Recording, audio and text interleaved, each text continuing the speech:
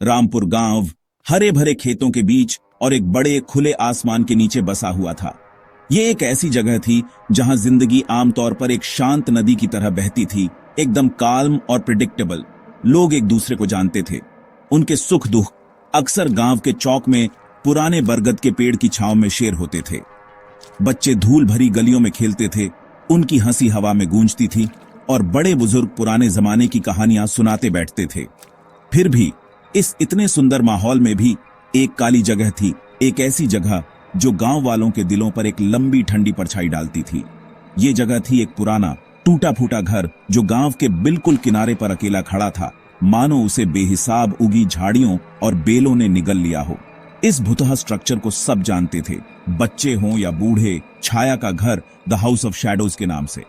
उसकी दीवारें टूट रही थीं, उसकी खिड़कियां खाली आंखों जैसी थीं जो बस शून्य में घूरती रहती थीं।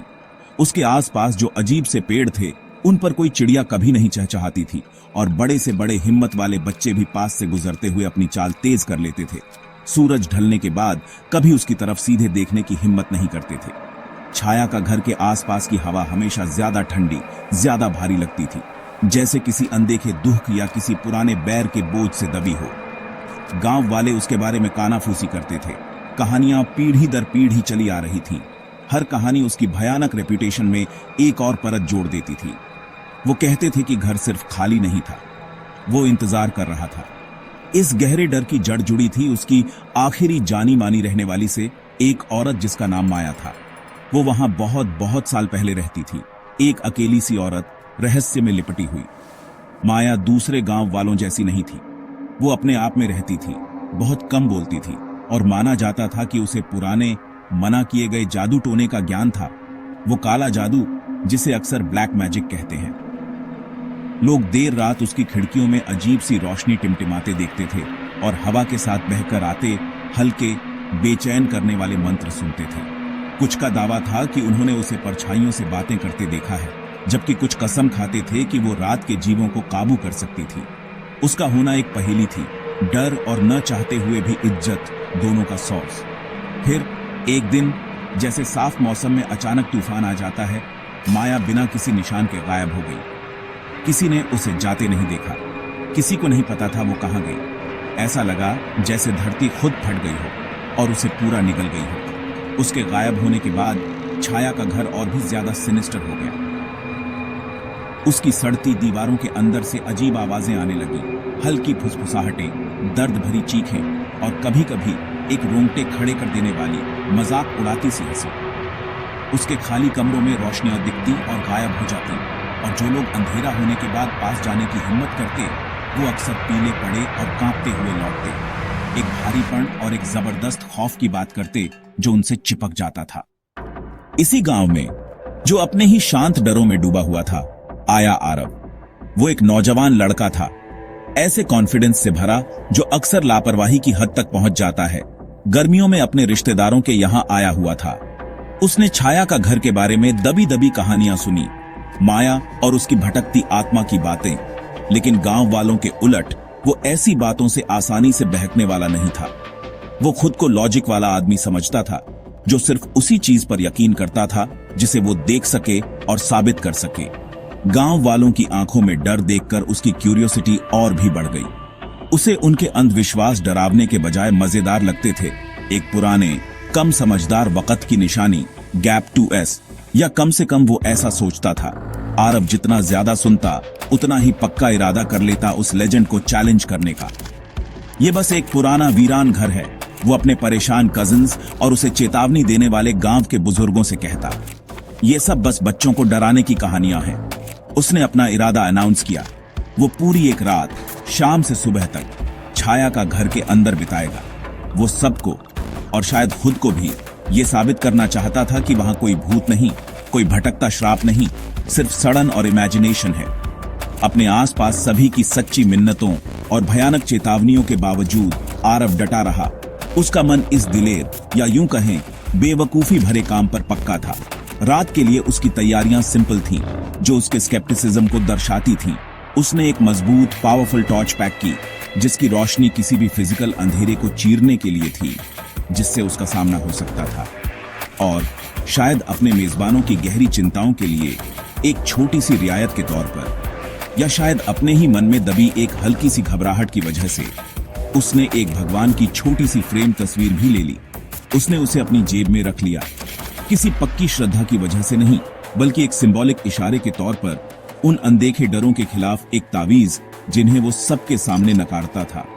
वो तैयार महसूस कर रहा था अपने लॉजिक और अपनी रोशनी से लैस उस बदनाम घर की रात में जो कुछ भी हो उसका सामना करने के लिए। जैसे ही शाम आसमान पर फैलने लगी, उसे नारंगी और बैंगनी रंगों में रंगते हुए आरव छाया का घर की तरफ चल पड़ा।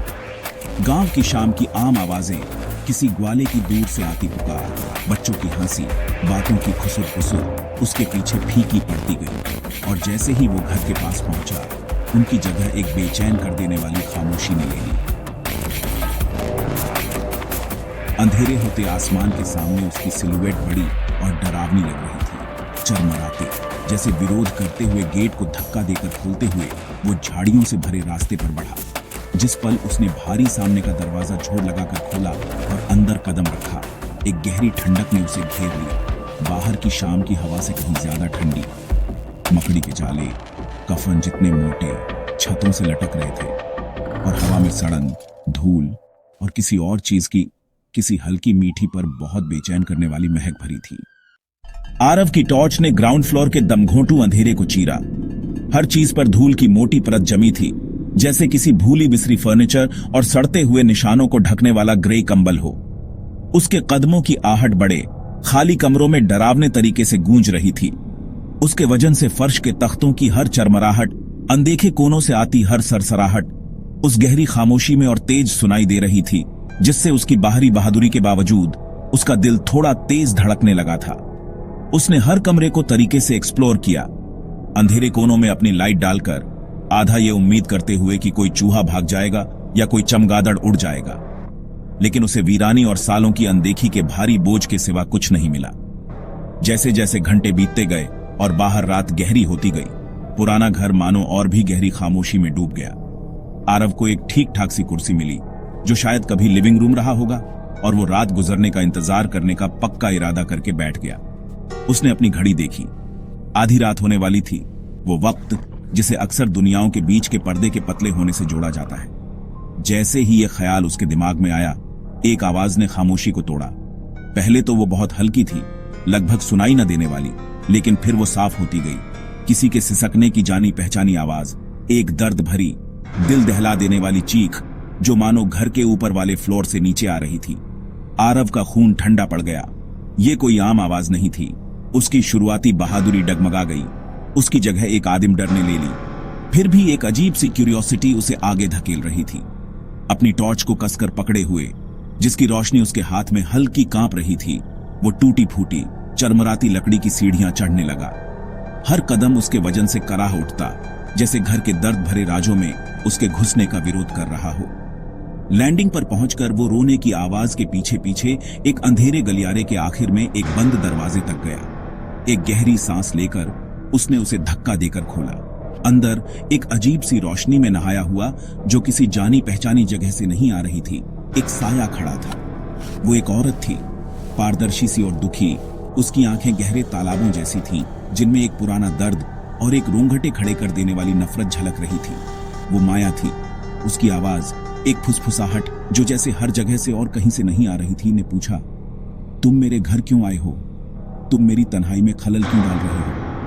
फौरन आरव के पीछे का दरवाजा एक कान फाड़ देने वाले धमाके के साथ जोर से बंद हो गया और वो लगभग अंधेरे में डूब गया, सिवाय माया की भूतिया रोशनी के। दहशत ने आरव को अपनी बर्फीली पकड़ में जकड़ लिया। वो सारे लॉजिकल एक्सप्लेनेशंस जिनसे वो चिपका हुआ था, कांच की तरह टूट गए। ये असली था, ये हो रहा था। उसने बुरी तरह अपनी जेब में भगवान की वो छोटी फ्रेम तस्वीर टंगी, उसका आखिरी सहारा, सुरक्षा का वो निशान जिस पर अब उसे बुरी तरह यकीन करने की जरूरत थी। कांपते हाथों से उसने उसे निकाला और ऊपर उठाया, होठों पर एक खामोश दुआ, उम्मीद करते हुए कि उसकी पवित्र शक्ति उसके सामने मौजूद भूतिया साये को दूर भगा देगी। लेकिन सुकून देने के बजाय वो तस्वीर अजीब तरह से उसके हाथ में गर्म होने लगी।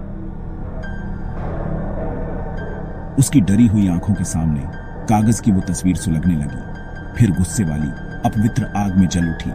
भगवान का चेहरा सेकंडों में झलकर काला हो गया, पीछे सिर्फ तीखे धुएं का एक हल्का सा गुब्बार छोड़ गया। जैसे ही पवित्र तस्वीर के आखिरी अंगारे बुझे, बाहर एक कान फाड़ देने वाली बिजली कड़की, इतनी जोरदार कि लगा छाया का घर की नींव ही हिल गई। वो पुराना स्ट्रक्चर आरव के चारों ओर कराह उठा और कांप गया। छत से धूल और मलबा बरसने लगा। उसकी टॉर्च की रोशनी जो तस्वीर में आग लगने पर उसने डर के मारे गिरा दी थी, फर्श पर अजीब तरह से टिमटिमा रही थी। जंगली नाचती हुई परछाइयां बना रही थीं, जो सड़ती दीवारों पर तड़पती आत्माओं की तरह ऐंठ रही थीं। माया का भूतिया रूप और ठोस होता दिखा। उसका दुखी चेहरा कहीं ज्यादा खतरनाक रूप में बदल गया। उसकी आंखें एक पुराने गुस्से से जल रही थीं। हवा भारी दमघोंटू हो गई, एक अनकहे खतरे से भर गई। मायूसी ने आरव को हिम्मत दी। उसे बाहर निकलना ही था। वो उस डरावने साये से बचकर भागा। उसकी आंखें बचने का कोई भी रास्ता ढूंढ रही थीं। दरवाजा बंद था। उसके पागलों जैसे धक्कों से टस से मस नहीं हो रहा था। उसकी नजर कमरे की गंदी खिड़की पर पड़ी। एड्रेनलिन के एक झटके के साथ वो उसकी तरफ लपका। अपनी अब खराब होती टॉर्च के पिछले हिस्से से नाजुक शीशा तोड़ने लगा। शीशे के टुकड़े अंदर बाहर उड़े। उसने टूटे हुए छेद से झांका। उम्मीद कर रहा था कि नीचे जमीन दिखेगी, सुरक्षा में कूदने का कोई रास्ता, चाहे कितना भी रिस्की क्यों ना हो। लेकिन उसे जो दिखा वो था बिल्कुल अंधेरे का एक अथाह घूमता हुआ गड्ढा, एक शून्य जो अनंत तक फैला हुआ लगता था। कोई उम्मीद नहीं, कोई जमीन नहीं, सिवाय न खत्म होने वाले शून्य में गिरने के कुछ नहीं। अगली सुबह जब आरव वापस नहीं आया तो चिंता से हिम्मत जुटाकर कुछ परेशान गांव वाले सावधानी से छाया का घर के पास पहुंचे। सूरज तेज चमक रहा था, फिर भी घर मानो रोशनी को सोख रहा था, अपने रोज के अंधेरे में लिपटा हुआ। उन्होंने आरव का नाम पुकारा। उनकी आवाजें हल्की कांप रही थीं, लेकिन जवाब में सिर्फ खामोशी मिली। हिम्मत बांधकर उन्होंने सामने का दरवाजा धक्का देकर खोला। अंदर का हिस्सा पहले की तरह शांत और वीरान था, लेकिन वहां किसी संघर्ष के या कम से कम किसी घबराई हुई मौजूदगी के निशान थे। टूटे हुए मुख्य दरवाजे के पास धूल भरे फर्श पर उन्हें एक रोंगटे खड़े कर देने वाला नजारा दिखा। एक गहरा अशुभ सा धब्बा जो परेशान करने वाले तरीके से सूखे खून जैसा लग रहा था, और पास में आरव की मजबूत टॉर्च, अब टूटी हुई, उसका बल्ब चकनाचूर और उसकी केसिंग कुछ पिघली हुई जैसे किसी तेज गर्मी से। खुद आरव का कोई नामो निशान नहीं था। आरव को फिर कभी देखा या सुना नहीं गया। ऐसा लगा जैसे छाया का घर ने उसे पूरा निगल लिया हो, उसके वजूद को अपने दुखों और राजों के कलेक्शन में शामिल कर लिया हो। उसका गायब होना घर की पहले से ही भयानक लेजेंड की कहानी में बुना हुआ एक और काला धागा बन गया। गांव वाले इसके बारे में दबी डरी हुई आवाजों में बात करते थे। ये कहानी उनके गहरे डरों को और पक्का करने का एक भयानक जरिया बन गई। छाया का घर रामपुर के किनारे पर खड़ा रहा, खामोश, उदास और पहले से कहीं ज्यादा डरावना। माया और उसके शापित घर के अंदर के सायों के बारे में कानाफूसी और तेज हो गई। उनकी रोजमर्रा की जिंदगी के पर्दे के ठीक पीछे छिपे अंधेरे की एक लगातार रोंगटे खड़े कर देने वाली याद, ये पक्का करते हुए कि छाया का घर आने वाली पीढ़ियों तक अनडिस्टर्ब्ड रहेगा।